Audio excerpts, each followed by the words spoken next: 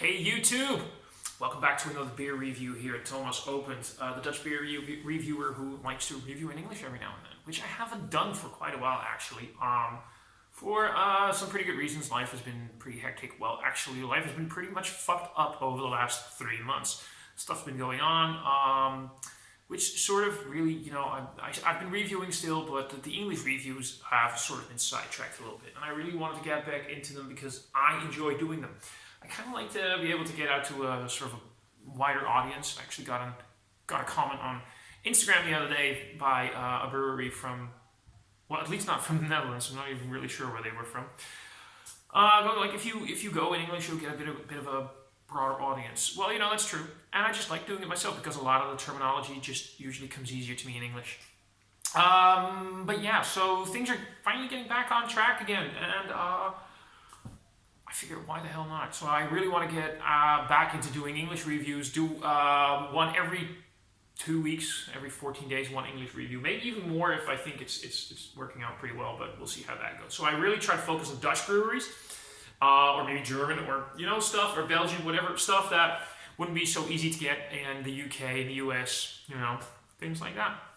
And this time we have something from Brouwerij Uiltje from the Netherlands. It's their Joost mag het weten triple IPA coming in at 11.5%. So this one's, it's pretty fucked up. If you can see the can art, it always includes those little owls they have. Uiltje. Uiltje means little owl. So yeah, that's what we got here. We have two owls. They're discussing what does it mean. It's Dutch, but what does it fucking mean? Well, Joost mag het weten basically means who the fuck knows, Who the fuck knows? A little bit of story time, fueled by mischief and a maniacal mission to brew awesome good beer. Sorry, Mom. We operate in the delirious fringes of hop culture. Not craft, but crafty beer with a sharp, uncompromised tongue. From our medieval Dutch brew town, Haarlem, we toy with the extremes, decoding beer with a hacker's lust for provocation. Daring beer from a tiny owl that thumbs his nose at the mindless masses. So yeah, it's brewed with water, barley malt, hop, and yeast. It doesn't say which hops. I've said it before, said it again. Please, guys, Uiltje, put it on there. We want to know. So only barley malt, no wheat, no oat. So we'll just see. It's a triple IPA, 11.5%. These things can get so tricky. I mean, some of these triple IPAs, they sometimes tend to be intensely caramelly sweet, and the hop is not very present or just a bit of a bittering.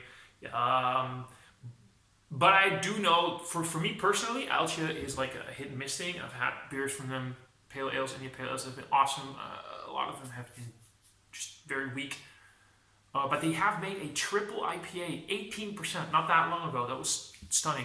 Came in a 44 centiliter can, so you can imagine how fucking wasted that can get you. Usually these things, you can see, they pour out, kind of a sort of an orangey, darker color, bit of an amber, honey color in it. Sometimes they look like a paler barley wine, really, what do you want? Because you need a lot of malt in there, so it's going to get darker. So you got this sort of orangey, honey-esque, amberish color with a slightly off-white head, thick head. I kind of poured that like a motherfucker, but So we'll see how long that's going to last with 11.5%. And really, does it look like an IPA? No. Not really, but it looks inviting. It looks nice. It looks like it could be something. Probably beer. And we'll just get to the nose, I guess, and see what it does over there. Probably pretty intense. Okay, yeah. There's a bit of a spice that hits you straight away. For me, it's very sweet. You get a sort of malty, syrupy, sugary sweetness thing going on. You get what I have with a lot of those triple IPAs is you get the fruity elements. You get your mango. You get your your peach, stuff like that, but on syrup. The canned. Or tinned, or jarred stone fruit on syrup, that kind of thing. So it is there. You don't really get a lot of bitterness. I mean, sure, there's a hoppy presence there, maybe a soft resiny hint there. But mostly, it's just like you get a little bit of a sharp alcoholic edge, not intensely sharp, as in get those we call those hobo beers over here. They're like 12. They're basically just very fucked up lagers, 12%, stuff like that. Euro a can. Hobos buy them for like $4. They get 4 cans. They get fucked up. It's not that kind of sharpiness, but there is a little bit of a boozy edge to it. Yeah, there's a bit of a citrusy, sort of like an orangey, maybe tangerine component there in the back. Yeah, it smells basically like a typical sweet, fruity, stone fruity, jammy, not jammy, but, you know, well, maybe a little bit like apricot jam, something like that. Sweetness. Let's just see how she tastes. Cheers.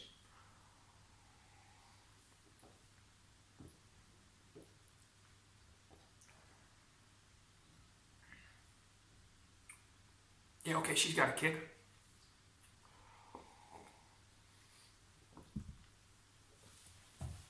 She's got a kick, all right. There's alcohol in here, you can tell. It's sweet caramel. By the way, date of review is the 25th of March. This was canned 26th of February, so it's shy under a month old. Yeah, it's interesting. You know, it's not bad in itself. You get the fruity sweetness, you get the caramelly sweetness. You get the booze.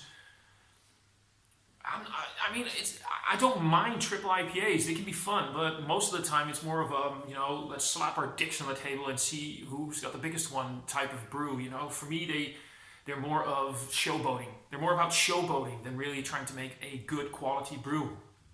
They're fun. They're intense. They're you know, you'll get your buzz on all right, and they're not nasty. They are far from nasty. Well, there have been a few, of course, but usually they're pretty fucking nice. But what I like to see in my IPA, damn, that thing has a big malty presence, all right. What I like to see in my IPAs is the refreshing quality. I like to have that resiny, hoppy bitterness. I like my IPAs to be somewhere between 6 and 8%. Anything above 8% is nice to try. I've had a few great ones.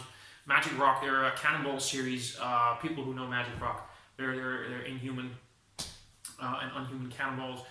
They usually, you know, those are above 10%, I believe. They're damn great. But stuff like this, it's mostly about showboating to me. It's not about making a high quality brew. It's not bad. It's not horrid. There's lingering bitterness in the back. Sure, it's there, but all in all, you know, they're okay. They're okay. It's just not a great brew. I've had better from Uiltje. I've had better IPAs from Uiltje.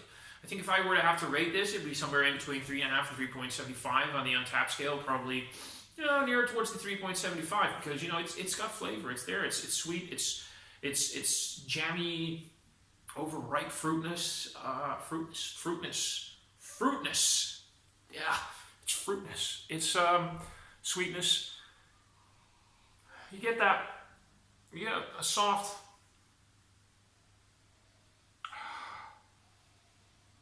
Well, very, very, very far in the back, there's sort of that celery, danky, you know, earthy, hoppy presence. There's a bitterness in the finish. It is there, but you know, all in all, it's just the triple IPAs. When I try them, when I do buy them, it's mostly because I'm curious. It's mostly because I'm intrigued. More often than not, I expect, well, this, not much. Been surprised by one or two, but honestly, most of the time it's because I'm intrigued, not because I'm expecting an actual great beer. So yeah, let's rate it at a 3.75 on the Untapped scale.